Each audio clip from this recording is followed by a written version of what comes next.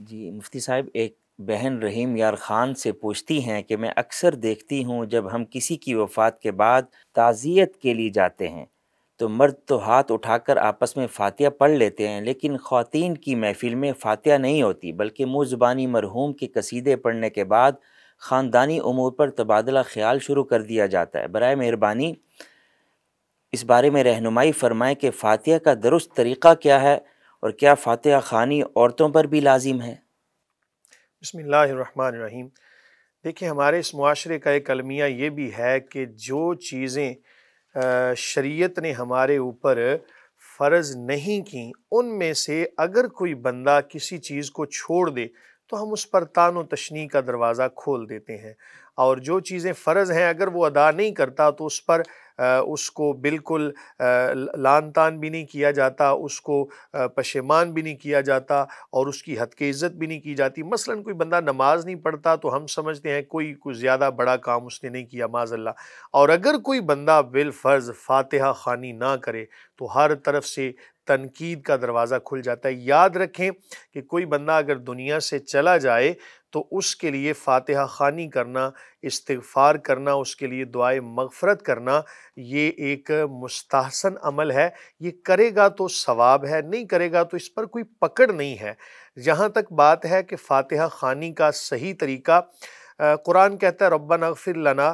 والذین جاؤوا من بعدہم یقولون ربنا اغفر لنا ولاخواننا الذین سبقونا بالایمان ولا تجعل فی قلوبنا غلا للذین آمنوا ربنا انک رؤوف رحیم۔ اللہ تعالیٰ نے اپنے نیک بندوں کی کچھ عادات و خصائل کو بیان کیا کہ وہ لوگ جو صحابہ کرام علیہم رضوان کے بعد آئے وہ اللہ کی بارگاہ میں دعا کرتے ہیں کہ مولا کریم ہماری بھی مغفرت فرما دے اور ہمارے ان بھائیوں کی بھی کہ جو ایمان کی حالت میں ہم سے پہلے دنیا سے چلے گئے۔ تو دعائے مغفرت کرنا، اللہ تعالیٰ سے التجا کرنا، اور یاد رکھیں یہ فاتحہ خوانی یا دعائے مغفرت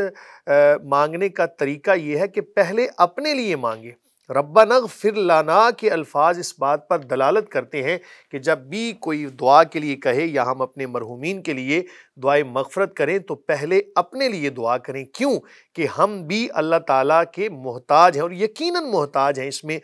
کوئی دو رائے نہیں ہے، اور ہمیں سب سے پہلے اپنے لیے دعا کرنی ہے اور اس کے بعد اپنے مرحومین کے لیے۔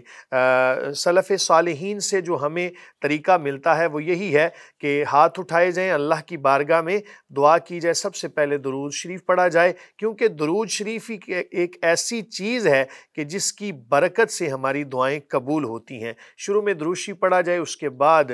سورہ فاتحہ پڑھ لی جائے،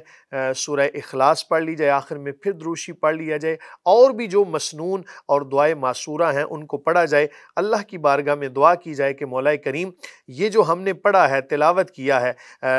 اس کا ثواب جو بھی تیری شان، تو اپنی شان کے مطابق جو عطا فرمانے والا ہے، مولا کریم اس کا ثواب ظاہر ہے جس نے پڑھا ہے اس کو تو ملے گا، اس کے علاوہ بھی اپنے مرحومین کے لیے اس کو بطور تحفہ بھیج سکتا ہے۔ اس کے بارے میں حدیث مبارکہ شعب الایمان کے اندر موجود ہے کہ جب بندہ دنیا سے جاتا ہے تو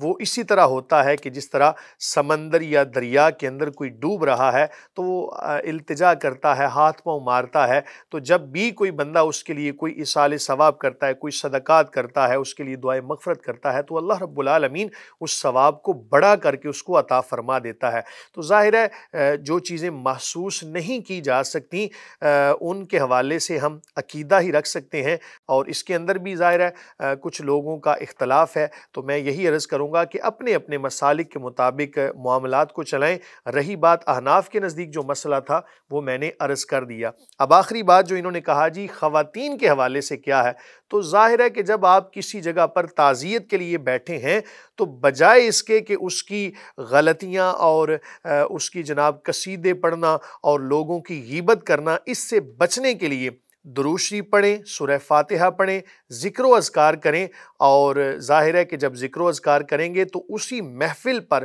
اللہ تعالیٰ کی رحمتوں کا نزول ہوگا، اور جب ہم اس نزول رحمت کے اوقات کے اندر اللہ سے التجا کریں گے کہ مولا کریم ہمارے فلاں بھائی کی بخشش فرما دے، تو یقیناً ہم اس بات کی امید رکھتے ہیں اللہ تعالیٰ سے کہ مولا کریم ہماری دعائیں قبول فرمائے گا، خواتین ہوں یا مرد حضرات ہوں۔ ایصال ثواب کا، فاتحہ خوانی کا یا دعا کرنے کا وہی طریقہ ہے۔ تاہم یہ بات پھر سے ضرور عرض کروں گا کہ دنیاوی باتوں سے بچنے کے لیے وہاں پر کچھ نہ کچھ ذکر و اذکار کرتے رہیں۔